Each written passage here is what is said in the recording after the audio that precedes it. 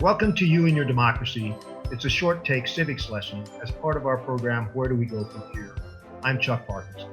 Each episode, we will look at the head and heart of democracy.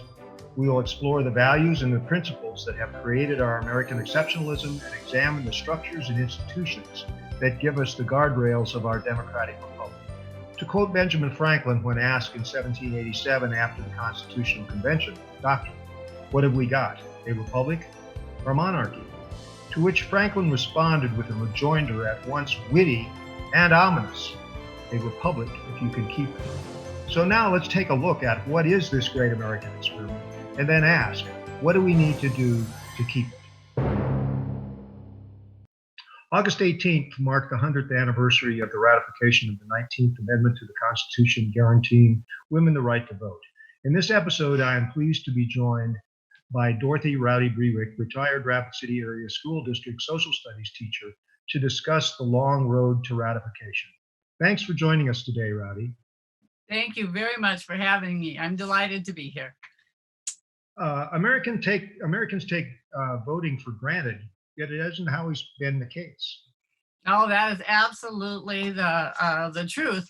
It was a 72-year struggle for the American women to get the vote. And then even at the end of, we sort of say the first end of that struggle, not all of women got the vote. And, you know, I always ask, like, what had no power, no money, suffered ridicule, harassment, attacks, and still achieved its goal? And of course, the answer to that is the women's movement to get the vote in the United States. So, and on August 26, 1920, the 19th Amendment, which had been passed by Congress and then ratified, as you mentioned, on August 18th, on August 26th, it was finally certified by Congress and it became part of the United States Constitution and is law. So on Wednesday, the 26th of August, is celebrated Women's Equality Day, and that was established in 1971. So I noticed there were celebrations on the 18th, and then there will be celebrations again on the 26th every year to commemorate the fact that it was finally part of the Constitution. So, as you indicated, it was not an easy road to hoe, and in fact, Congress was reluctant for a long time to do that, and actually, women got the right to vote in South Dakota 2 years earlier, and I was amazed to know that what was the driving force behind Congress adopting it is that all but two of the states west of the Mississippi River had adopted women's suffrage prior to Congress Act. Right. Yes, there's a story there too. A lot of historians believe that it was a talking point to get women to come west. And like Wyoming was the first state, and then Wyoming had huge posters that said, "Come to Wyoming territory.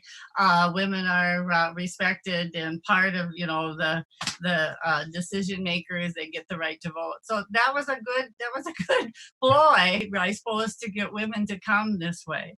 And usually we talk about the big story about Susan B. Anthony, and we cannot talk about women's suffrage without talking about Elizabeth Cady Stanton. But I'd like to talk about the story that's very unique and very exclusive. A story that contains information about the Wizard of Oz and the Iroquois Confederacy, beer, World War I, and non-legal aliens, and tell the story of how women in South Dakota got the vote. I would be more than willing to listen to that. All right. Anyway, and you are right. The 2 years in 1918, South Dakota did give women some voting rights in the state legislature, and then, of course, the 19th Amendment was passed. But the struggle itself began in 1872. And that is when we were not South Dakota yet. We were Dakota Territory, and we didn't become a state until 1888. But there was an effort in Dakota Territory for women to have the right to vote, because women were coming out here and establishing homesteads in their own names, and they were living on them. And some of these hardy women were making major decisions about land purchases and survival. And so they began that movement in 1872. That's 148 years ago. But they sort of attached their movement to the temperance movement. And that was not a good idea. Now, that didn't become evident that it wasn't a good idea until the 20th century. And that is a story for another time. But anyway, and so there were petitions circulated and efforts made to then have the South Dakota State Legislature before the 1890s to give women the right to vote.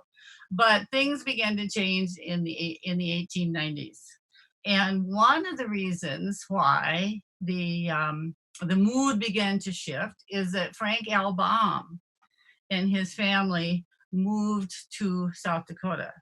And everyone, I think, in South Dakota recognizes Frank L. Baum because he's the creator of the Wizard of Oz stories. And so I don't know there's anyone that doesn't know Dorothy and the Wizard of Oz. Anyway, he moved his family to Aberdeen, South Dakota, and he began publishing a newspaper called the American Saturday Pioneer, and it was a very progressive newspaper. And it was shocking to me when I read that he was also the secretary of the Aberdeen Equal Rights Society. So that's the 1890s. So, I mean, for anyone to say that equal rights is a new idea has missed parts of history of the United States. Anyway, so that was important. But the other part of that is he was married to Matilda Jocelyn Gage's daughter. And Matilda Jocelyn Gage is a very famous 19th century women's suffragist. She's also was a Native American rights activist. She was an abolitionist. She was a free thinker. And she was one of the co-founders of the National Women's Suffrage Movement or Association. So Matilda Jocelyn Gage was a big deal. And she lived on the East Coast and was educated on the East Coast, but she traveled every year to Aberdeen to stay with her daughter for several months. And while she was here, she had the ear of Frank L. Baum. And kind of an aside, it's her experience with the Iroquois Confederacy, which I will tell about in a minute, that what she shared with Frank L. Baum, her son-in-law, about how that society was set up. And he believed in a society of social justice. So the Oz in the Wizard of Oz is pretty much used the Iroquois Confederacy as a blueprint or framework for the way he established and created that society. And that's something a lot of people don't know. But she also had his ear for gave him plenty of ammunition in his newspaper, in his editorials, of course, that promoted equal voting rights for women. So though that's that's not only interesting, that's powerful, that this woman from the East had that much influence here. Anyway, so then what does that have to do with anything? Well, before she came to South Dakota, she was made an honorary member of the Wolf Clan of the Mohawk Nation of the Iroquois Confederacy. And what came along with that was that she had voting rights. So 1 month she was arrested in New York City for trying to vote in a school board election. And not only was she arrested, she went to trial. And then in the very same year, she became an honorary member of the Mohawk Nation and was seated on the Council of Matrons and was making major decisions about who would be chief, how land was distributed, because the Mohawk or the Iroquois Confederacy itself believed in that women were equal and had equal rights and were at every table that made decisions. There's an interesting sidebar that I think I'd like to have you talk about is the Iroquois Confederation had a role in the writing of the United States Constitution. Absolutely. Yeah. Benjamin Franklin was just enamored with the Iroquois Confederacy and how well structured it was and its ideas of government and the division and separation of powers. And so he often asked chiefs to come to meetings. And the story goes that he asked 3 chiefs to come to Philadelphia to really, I think, to let the founding fathers or the framers pick their brain as far as how they put this all together. And so the story goes that the chiefs went upstairs, and of course, we all know they were upstairs in a room that had black curtains. So the room was darkened, it was hot. And they went into the meeting room, what became known as the Constitutional Convention, and they said they were shocked. And the very first thing out of their mouths, especially the chief among chiefs, said, "Where are the women? Aren't you making important decisions here? How can you make those decisions without the women?" That's a very good point, and that's a discussion for another day.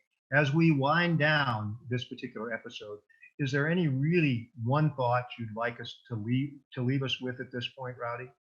Well, I think that the thought I would like to leave us with is that we owe the native tribes for many things. They had much other influence on government, but women of South Dakota owe the Iroquois Nation and the idea of that matriarchal culture.